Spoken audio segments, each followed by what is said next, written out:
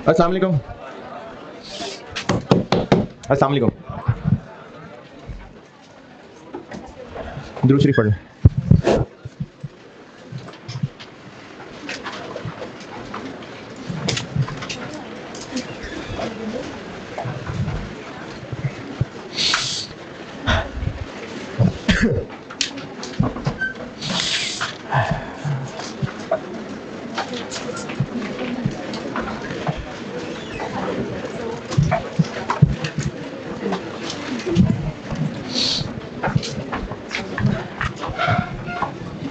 अच्छा, सच्ची असली वाला। अब सीफा खत्म हो गया और कसम से सीफा खत्म हो गया है। नहीं, वो तबीयत खराबी की रीजन है ना। मैंने वो एक सीफा खत्म कर दिया था जुमेरात को, एक मेरा ख्याल था मैं संडे को कर दूंगा, जब आपने कहा था संडे को भी आप इधर ही थे। तो मंडे को मैंने फिर यहाँ से फारिग होकर उनको क्लास रखी और रात को 11:30 बजे उनको फारिग किया, तो खत्म हो गया बहरहाल। और बस जब गिर गया तो मैं कल नहीं आया। तो अब इंशाल्लाह अगर जिंदा रहा तो छुट्टी नहीं, लेकिन ये मेरी बात थी। गवर्नमेंट ने कल छुट्टी दे दी और चांसेस हैं कि ये जो धुआं धुआं सा सा हाँ, तो फिर जुम्मा हफ्ता भी ऑफ हो जाएगा।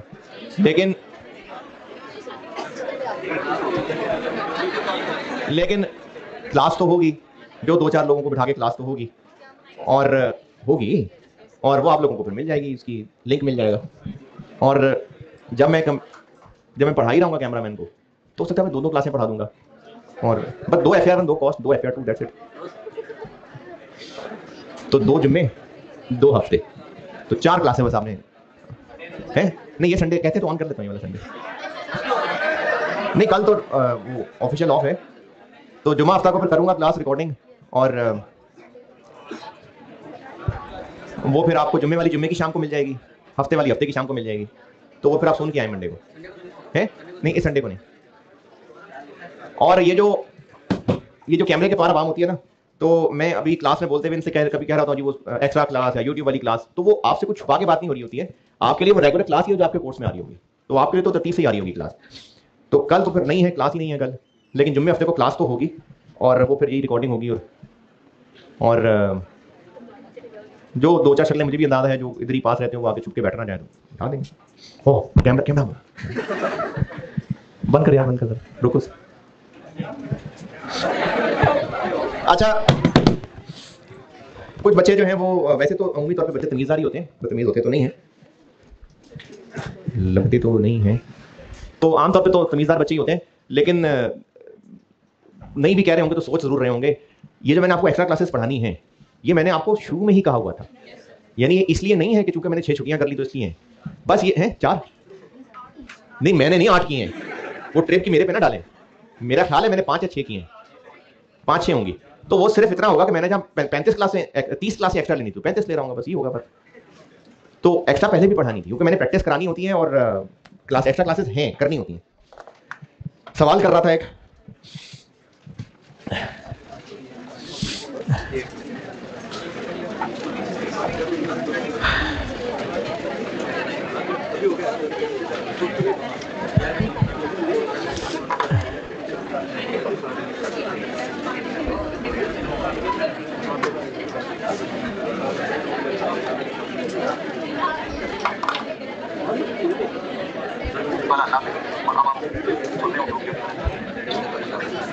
जब आप प्रैक्टिस लिख के करेंगे ना तो ये काबिलियत प्रैक्टिस से बनेगी अचानक।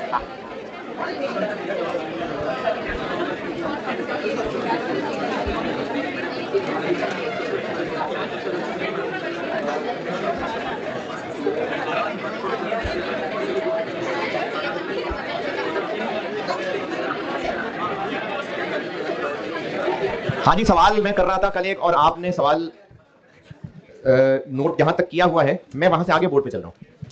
टोटल कर लिए हुए थे, वहां से आगे नोट कर रहा हूँ मैं बोर्ड पे। थोड़ी सी अंग्रेजी थी और रेशो बतानी थी कि किस बेस पे बांटना है।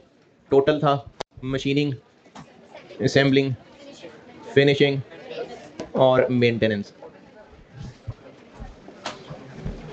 और पहुंच गए हुए थे टोटल करके 752 134 140,4। और ये मैंने कल आपको ये चीज टैली करा दी थी कि टोटल ओवरहेड्स 1290 थे और प्राइमरी अपॉर्चमेंट के बाद वो सारे के सारे सब डिपार्टमेंट्स में बंट गए हुए हैं। अब चूंकि गाड़ियां सिर्फ इनके पास हैं तो इनकी सवारियों को भी इन्हीं में एडजस्ट करना है। इसको कहते हैं सेकेंडरी अपॉर्चमेंट। वहीं से आगे चल रहा हूं, सेकेंडरी अपॉर्चमेंट। सेकेंडरी अपॉर्चमेंट का तरीका यह है कि एसडी को पीडीज में बांटना है और जो होते हैं ना नाम के साथ जो खर्चे हैं जैसे डेप्रिसिएशन थी और पावर, और इनको किस रेशियो में बांटना है ये तो आपने अवेलेबल इंफॉर्मेशन में से खुद असेस करना है। लेकिन एसडी को कैसे बांटना है इसके लिए सवाल में इंफॉर्मेशन होती है। तो मेंटेनेंस का इनमें क्या रिलेशन है, किस तरह से रेशियो में बांटा जाए, लास्ट लाइन से पता चल रहा है। लास्ट लाइन में लिखा हुआ है कि मेंटेनेंस वाले लोग जितनी मेहनत कर रहे थे उसमें से 80% टाइम वो मशीनों की मेंटेनेंस में लगा रहे थे और 20% टाइम वो बिल्डिंग की सफाई में लगा रहे थे। तो जो 80% मेंटेनेंस है, मेंटेनेंस का खर्चा 80% क्या बना 211। इस 211 को मेंटेनेंस डिपार्टमेंट खाली करके इसको इनमें एडजस्ट करना है, यानी इनमें बांटना है। किस रेशियो में बांटना है, इस 211 का इन डिपार्टमेंट से क्या बेस्ट रिलेशन पता चलेगा। Machine hours. क्यों मशीन आवर्स? क्योंकि जब मशीनों की मेंटेनेंस का खर्चा है तो जिस डिपार्टमेंट में जितनी ज्यादा देर मशीनें चलेंगी उतनी ज्यादा मेंटेनेंस। तो इसको बांटेंगे, मतलब यहां से निकाल देंगे, इनमें लाएंगे और यहां हम बता देंगे एग्जामिनर को कि ये मशीन आवर्स में बांटने लगे। इसको यहां माइनस और यहां 3 में प्लस करेंगे। क्यों हो रहा है ये, क्या कर रहे हैं? सेकेंडरी अपॉर्चमेंट है, एसडी के ओवरहेड्स को भी इन्हीं में एडजस्ट करना है, इसकी सवारियों को भी उन्हीं की गाड़ियों में लाना है। किस रेशो से लाना है, जो भी इनका इन पीटी से रिलेशन है। तो 80% के बारे में लास्ट लाइन में लिखा हुआ है कि 80% टाइम इस डिपार्टमेंट का मशीनों की मेंटेनेंस में लग रहा था। तो जिस डिपार्टमेंट में जितनी ज्यादा देर मशीनें चलेंगी उतनी ज्यादा मेंटेनेंस होगी। तो मशीन आवर्स क्या थे 40,000, 2,000 और 3,000। तो इसकी रेशो में बांटें तो जी 188 9 14 और बाकी 20% टाइम जो कि बन गया खर्चा 53। इस 20% टाइम की मेहनत किस लिए हो रही थी? बिल्डिंग की सफाई। तो बिल्डिंग की सफाई करनी है तो किस डिपार्टमेंट में कितना खर्चा, किस बेस पे, किस रेशो में? Floor area. तो इसको बांटेंगे फ्लोर एरिया। और जो बच्चे खामोशी से नोट करने के आदी हैं वो भी कैलकुलेशन करें और जो बढ़ बढ़ के बोलते हैं वो भी चुप करें और पहले सारे कैलकुलेशन करें। फ्लोर एरिया की रेशो में बांटें, कैलकुलेट जरूर किया करें।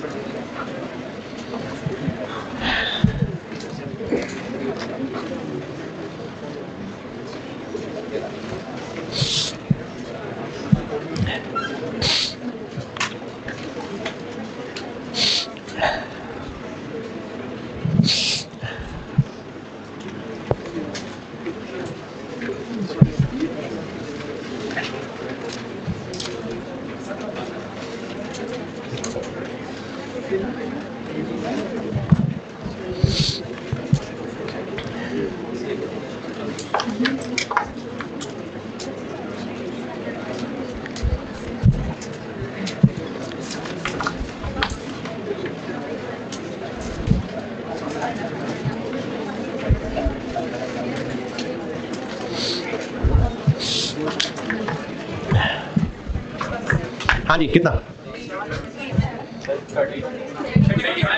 31, 27। नहीं, पहले सिर्फ इसी की तसल्ली करना।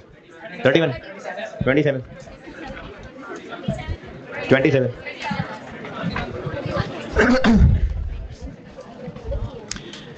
मशीनिंग में 1000 और असेंबली 400, फिनिशिंग 300 और मेंटेनेंस 300। जब रेंट एंड रेट्स बांटना था, कितना था रेंट एंड रेट्स? कल बांटा था 114।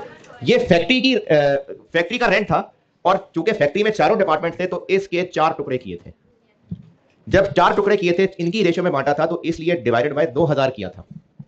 अब हम क्या कर रहे हैं, अब हम सिर्फ मेंटेनेंस के 53 को इन 3 में बांट रहे हैं, इसको दोबारा मेंटेनेंस में थोड़ी बांट रहे हैं, हम मेंटेनेंस के खर्चे को इन 3 में बांट रहे हैं। तो जब बांट ही इन 3 में रहे हैं तो अब आप डिवाइडेड बाय 1700 करेंगे।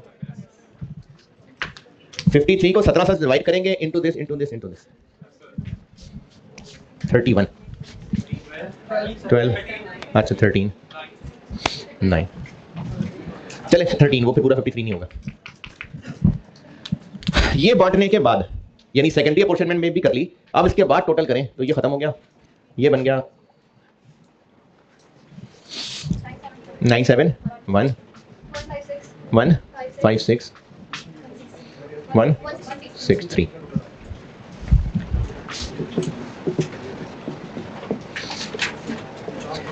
और अब ऐसी नॉलेज के लिए इन तीनों को ऐड करें जरा, 1290, ये क्या हुआ 1290 जो ओवरहेड्स थे पहले वो चारों डिपार्टमेंट्स में बटे, यानी पहले ये इंश्योर किया कि कोई भी कॉमन खर्चा अनबटा ना रहे। फिर जब चारों में बढ़ गए फिर अगला काम ये किया कि एसडीज के खर्चे भी वहीं पर एडजस्ट किया। अब इससे फायदा क्या हुआ कि सारे ओवरहेड्स पीडीज में आ गए, क्योंकि ओएआर सिर्फ पीडी के निकलने थे और ओएआर में सारे ओवरहेड्स होने चाहिए कवर्ड। तो इस टेबल से ये हुआ कि फैक्ट्री के सारे ओवरहेड्स सिमट के पीडीज के अंदर आ गए। अब ओएआर निकलेगा, तो ओएआर निकालने के लिए ये हो गया न्यूमरेटर और डिनोमिनेटर, यानी ओएआर किस बेस पे बताया, कहीं नहीं बताया, तो अपने इसी पेज पे कहीं नुक्कड़ में एक नोट लिख लें। पहले पूरी बात समझ लें, अगर क्वेश्चन में ओएआर की बेस नहीं बताई और है ही सिर्फ एक चीज, यानी उन 6 में से सिर्फ एक चीज है, जैसे सिर्फ डायरेक्ट लेबर आवर्स है, तो ओएआर किस बेस पे निकालेंगे, है ही वही। लेकिन अगर मल्टीपल है, मशीन आवर्स भी हैं, लेबर आवर्स भी हैं, लेकिन कहा नहीं कि कौन सी बेस यूज करें, तो बाय डिफॉल्ट सबसे मशहूर जो है ना वो लेबर आवर्स।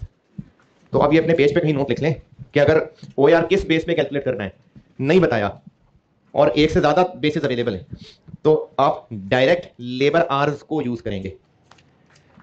ओएआर किस बेस पे कैलकुलेट करना है नहीं बताया,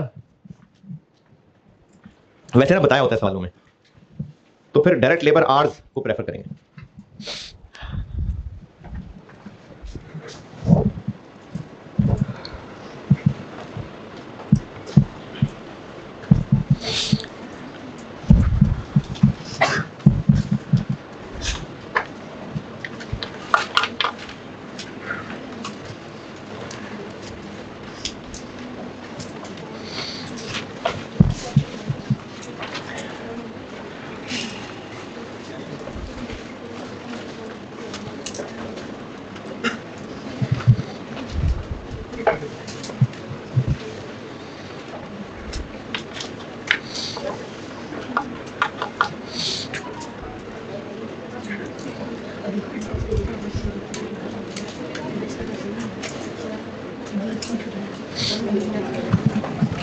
लिख लिया नोट। अच्छा, इस सवाल में ना भी डायरेक्ट लेबर आवर्स ही ले लेते और मेरे ख्याल में डायरेक्ट लेबर आवर्स भी ले लें तो काफी है, लेकिन सिर्फ मशीनिंग डिपार्टमेंट अगर नाम है, यानी डिपार्टमेंट का नाम ही मशीनिंग है, तो फिर मशीन आवर्स ले लेना। ये जो नोट लिखा है direct labour hours, by default direct labour hours ही रहेंगे, लेकिन अगर डिपार्टमेंट का नाम ही मशीनिंग है, और ये कोई बहुत क्रिटिकल बात नहीं है, अगर आप इसको ना लिफ्ट कराएं कोई बात नहीं, bye default direct labour hours ले लें। अब नहीं बता रहा सवाल वाला तो क्यों नहीं बता रहा, तो आप bye default direct labour hours ले लें, इस सवाल में भी डायरेक्ट लेबर आवर्स ले लें। लेकिन वैसे एक और एक्स्ट्रा एफिशिएंसी बता रहा हूं कि अगर डिपार्टमेंट का नाम मशीनिंग डिपार्टमेंट है, मशीनिंग, तो फिर मशीन आवर्स लेने ज्यादा मुनासिब। लेकिन अगर कोई इसको भी डायरेक्ट लेबर आवर्स से करेगा तो बिल्कुल भी गलत नहीं होगा। तो अगर इसके ले लें मशीन आवर्स तो इसके हैं 40,000 मशीन आवर्स, और बाकियों के डायरेक्ट लेबर आवर्स ले लें 8,000 और 16,000, तो OAR बन जाएगा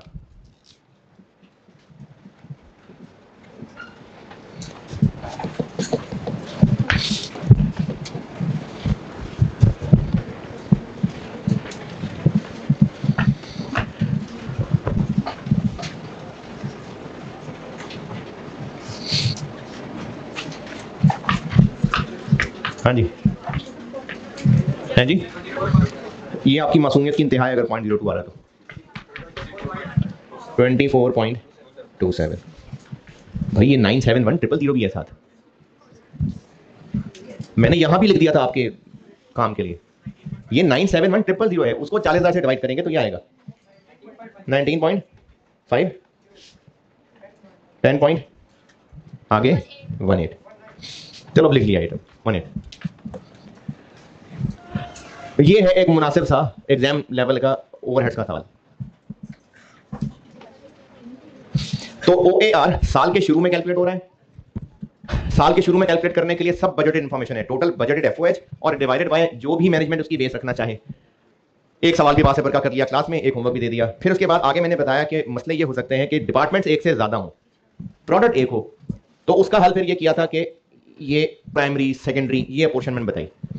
अब इस सवाल में और मुश्किलें ये हो सकती हैं कि सेकेंडरी अपोर्शनमेंट को कॉम्प्लिकेटेड किया जा सकता है।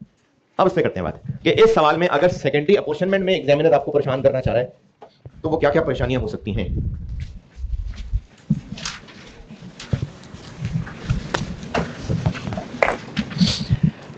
क्या क्या कॉम्प्लेक्सिटीज हो सकती हैं इन सेकेंडरी अपोर्शनमेंट। अब मैं ना जरा थोड़ी सी इस पे बात करने लगा हूं ये, और ये डिस्कस करके ना उसके बाद फिर हम फुल फ्लैश एग्जाम क्वेश्चन पे जाएंगे जिसमें इससे ऊपर भी ओवरहेड होंगे। अभी चूंकि मैं मेनली आपको ये वाली मुश्किलें बताने लगा हूं, तो जो प्रैक्टिस के लिए खुद बना के सवाल कराऊंगा वो मैं डायरेक्टली ये फिगर बता दिया करूंगा। अभी मैं मेनली ना चाह रहा हूं कि आपको इसमें वैरायटियां बताऊं, तो फिर लंबा चौड़ा सवाल करने की बजाय ये कर लेते हैं कि मैं आपको फिगर सवाल में ये बताया करूंगा। ये कौन सी, ये क्या है, ओवरहेड तो है ओवरहेड ही है, लेकिन प्राइमरी अपोर्शनमेंट के बाद, ताकि हम ना फोकस इस पे रहेंगे सेकेंडरी में क्या क्या मसले हो सकते हैं। तो सेकेंडरी अपोर्शनमेंट में मसले हो सकते हैं, उनको मैं 3 हिस्सों में बांट रहा हूं। सेकेंडरी अपोर्शनमेंट में जो मुश्किलें हो सकती हैं उसको मैं 3 हिस्सों में बांट रहा हूं। एक कर लेते हैं कि SDs provide support to PDs only, SDs provide support to other SDs as well, और इसको मैं वन वे सपोर्ट कह रहा हूं।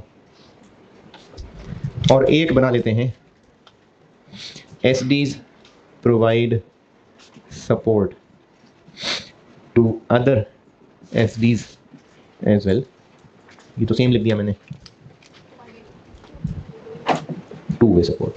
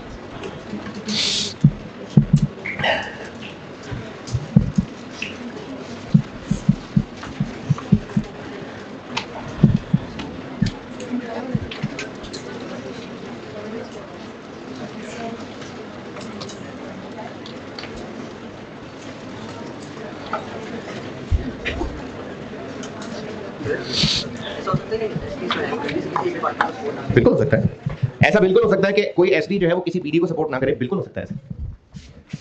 अभी सवाल में कर देता हूं, चलो।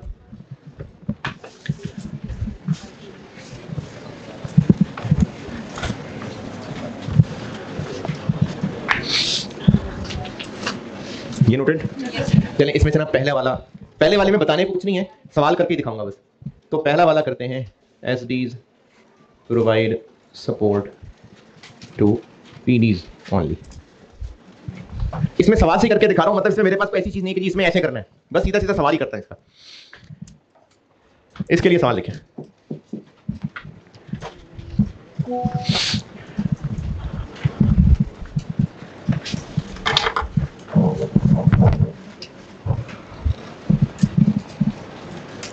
Total budgeted FOH, total budgeted FOH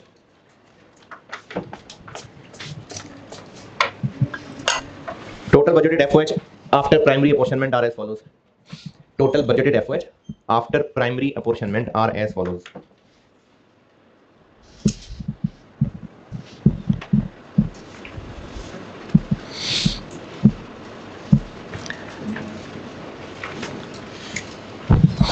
PD1 800,000, PD2 900,000, PD3 12 lakh 1.2 million, SD1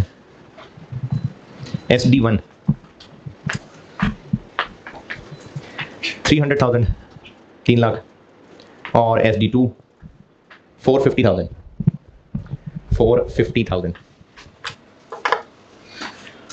SDs provide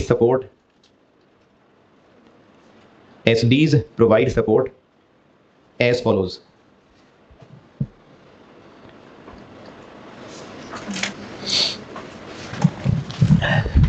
ये as follows में लिख रहा हूं.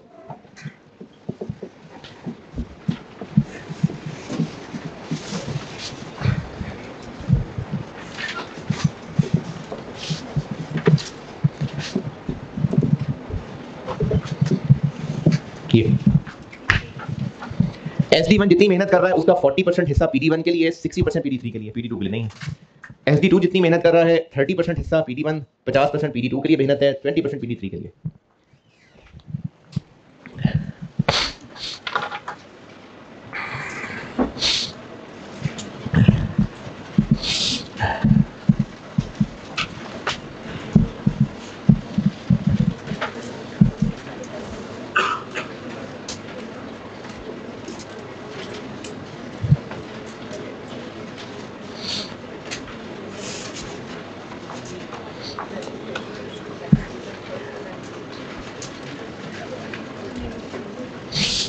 Noted.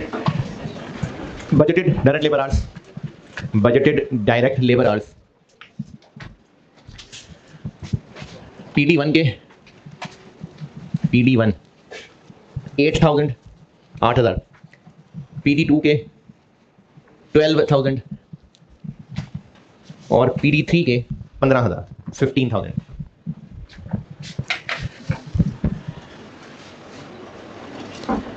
मुझसे रिकॉर्ड है तीनों पीडीज का OAR.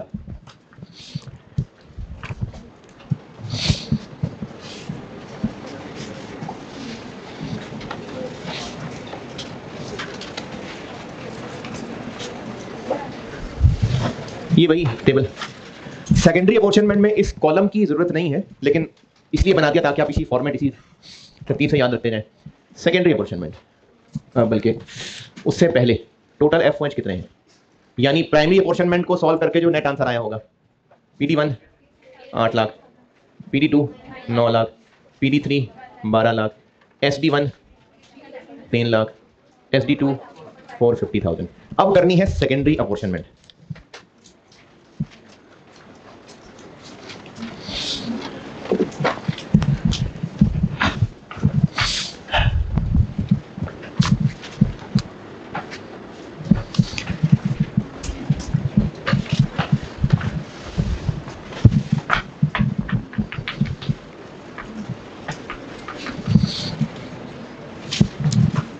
अच्छा, मैं दिल का बुरा आदमी नहीं हूँ, C5 की वजह से छुट्टियां करता था, मैं अच्छा आदमी हूँ.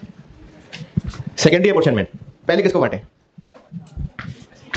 चलिए SD1 को बांट लेते हैं. SD1 को बांटें तो कहाँ क्या प्लस कहाँ माइनस. SD1 को कर लेंगे खाली, 3 लाख यहाँ माइनस, और इसको बांटना है 40-60 में, तो इसका 40% इधर और इसका 60% इधर. तो PD2 को नहीं कर रहा. और फिर SD2 को बांट लेते हैं. SD2 को खाली करेंगे 450 और उसको बांटना है 30-50-20. तो यहां आ जाएगा 135 PD2 में, 225,000 और यहां 90. और इसके बाद ये SDs खत्म हो गए और PDs में सिमट आए.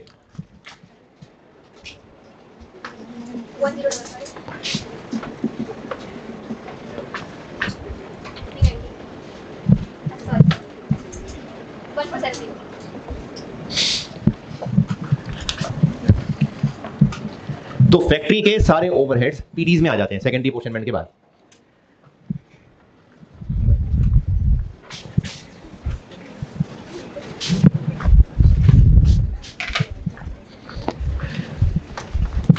और OAR के लिए बेस इसके कितने हैं? इसके 8000 आर्स हैं, इसके 12 हैं और इसके 15 हैं। तो OAR बन गया रुपीस पर आर 131 दो डेसिमल तक रहा करें 93.75।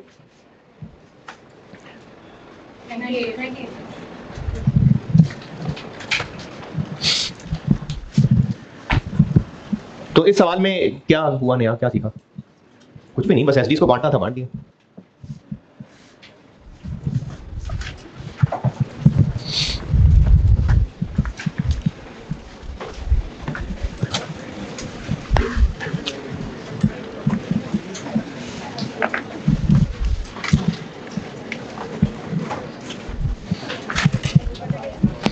ये करते हैं हम, इधर ही रहने जाने।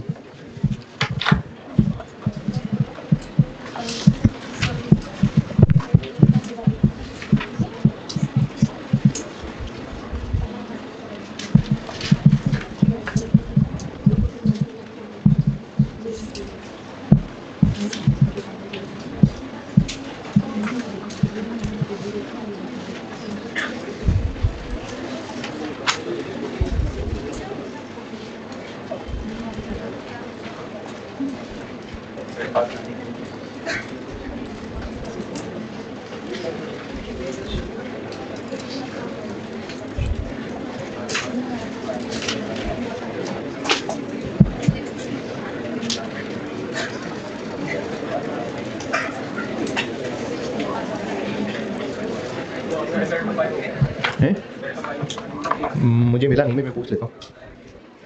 क्यों, क्या जानना चाह रहे हो?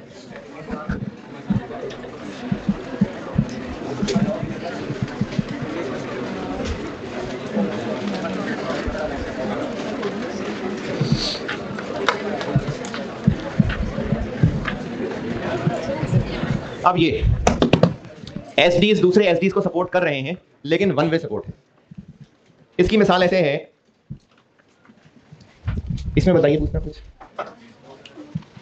इसकी मिसाल ऐसे है कि पीडीज को तो एसडी सपोर्ट कर ही रहे हैं, यानी इनको तो सपोर्ट कर रहे हैं।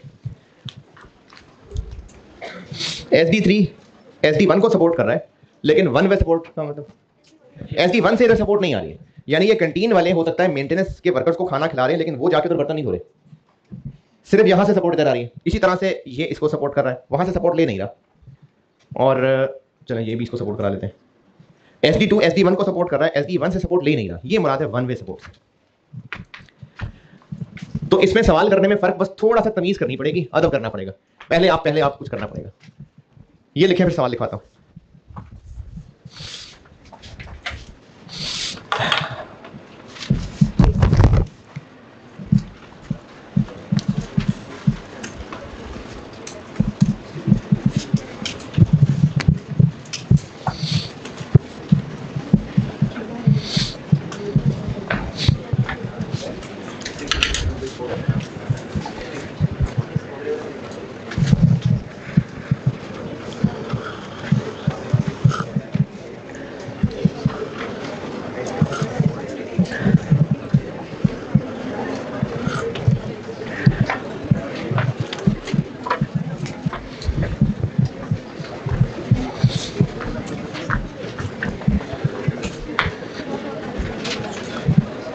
ये वन वे सपोर्ट वाली बात आई समझ? लिखें जी, total budgeted FOH after primary apportionment are as follows.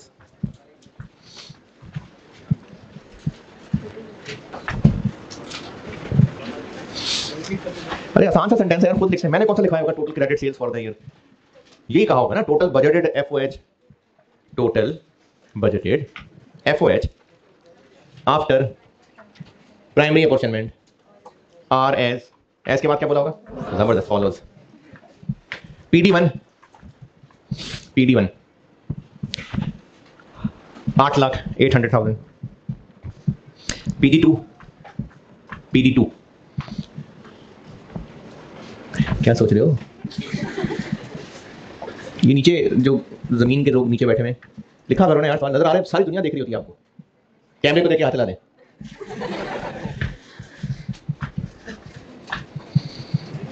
क्या लिखा? PD2 1 मिलियन, PD2 1 मिलियन,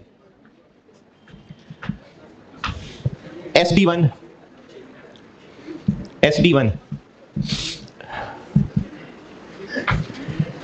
हाँ जी PD 2 ही है बस।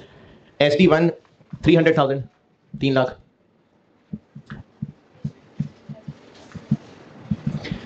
SD2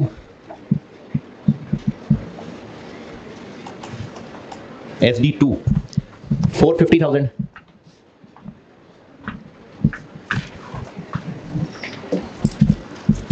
कितना 450,000। और SD3 जी सर की आवाज आई थी। SD3 100,000, जिनकी वैल्यू इधर उधर गिर गई, दोबारा बताता हूँ। PD1 800,000, PD2 1 million, SD1 300,000, SD2 450,000, SD3 100,000। Budgeted direct labour hours, budgeted direct labour hours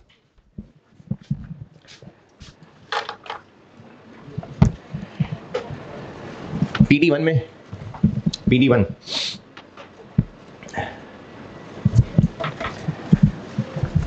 10,000, 10,000, और PD2 15,000, 15,000। मुझसे रिकॉर्ड है दोनों PDs का OAR।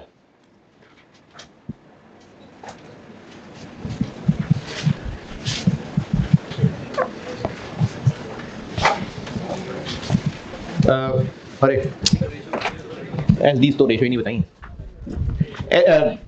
SDs provide support as follows. SDs provide support as follows.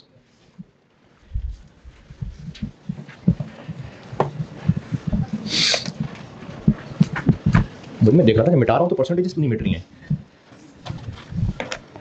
SDs provide support as follows.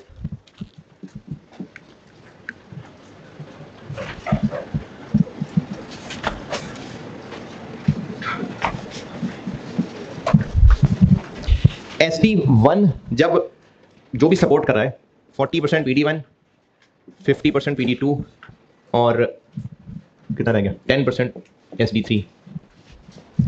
SD2 support कर रहा है तो वो कर रहा है 30, 50 और कितना हो गया 10 और 10।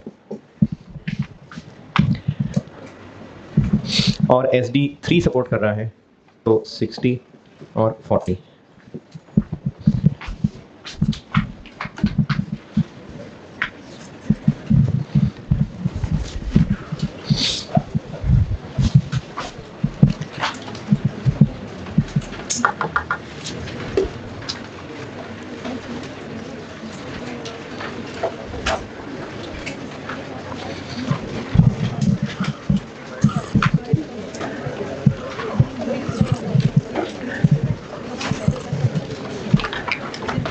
हाँ जी, टोटल ओवरहेड्स,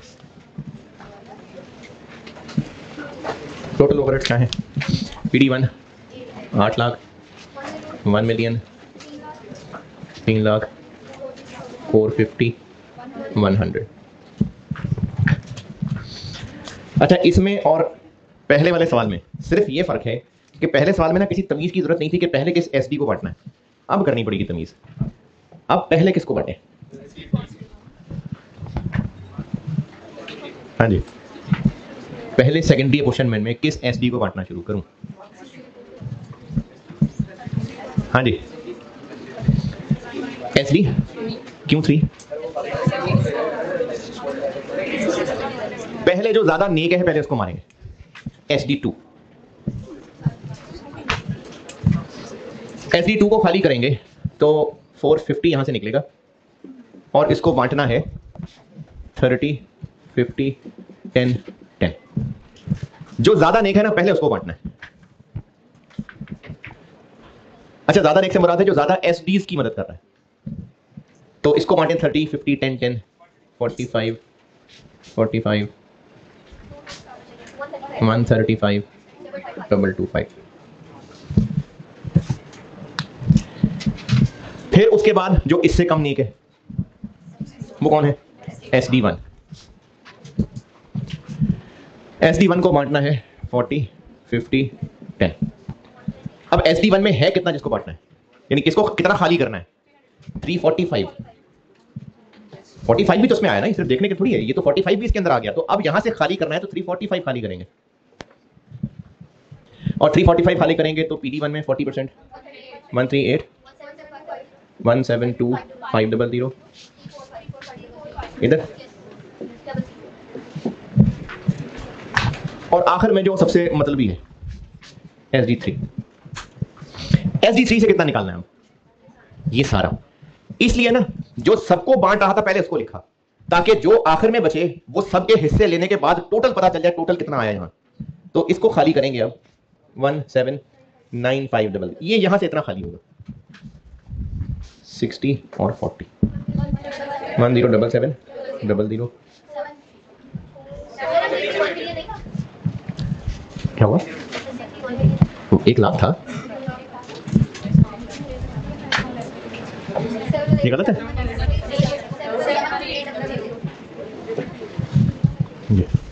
तो इस वन वे सपोर्ट वाले में क्या सीखा? पहले किस SD को खाली करना है जो सबको बांट रहा है, और करते करते सबसे आखिर में वो SD आएगा जो सिर्फ SD से सपोर्ट ले रहा था।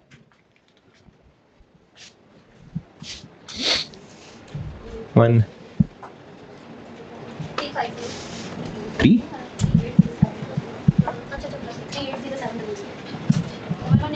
11 146 92 93 00।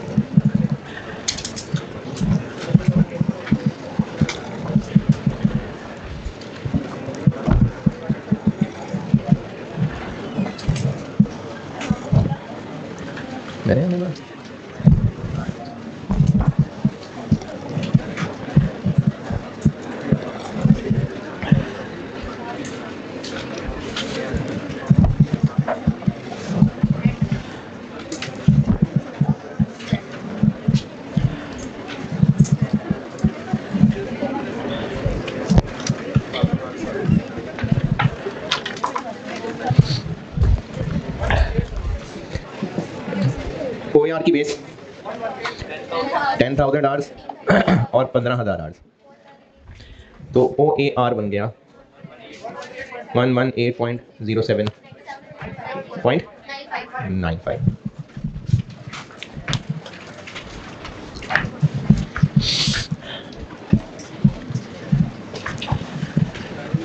तो सेकेंडरी अपोर्शनमेंट में अगर SDs आपस में सपोर्ट नहीं कर रहे तो सेकेंडरी अपोर्शनमेंट में तरतीब का कोई मसला नहीं, जिस मर्जी SD को पहले बांट लें। लेकिन अगर आपस में सपोर्ट कर रहे हैं और वन वे सपोर्ट है तो जो ज्यादा सपोर्ट कर रहा है पहले उसको, और सबसे आखिर में जो मतलबी। और अगर 2 वे सपोर्ट है,